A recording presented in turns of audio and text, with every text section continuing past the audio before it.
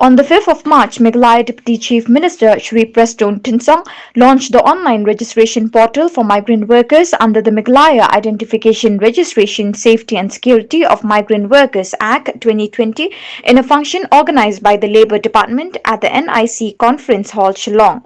The aim of the Meghalaya Identification Registration Safety and Security of Migrant Workers Act 2020 is to ensure the maintenance of public order and protection and safety of migrant workers in Meghalaya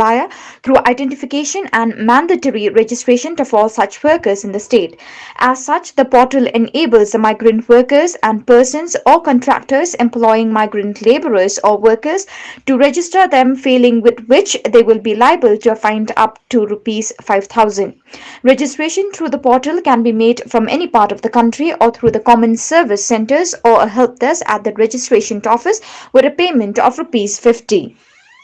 Speaking on the occasion, Shri Preston Tinsong said that with the passing of the Meghalaya Identification Registration Safety and Security of Migrant Workers Act 2020, the authority for issuing labour license now lie with the state government. Stating that the launch of the online portal will improve the ease of doing business, he urged all stakeholders to utilize the portal so that a record of genuine migrant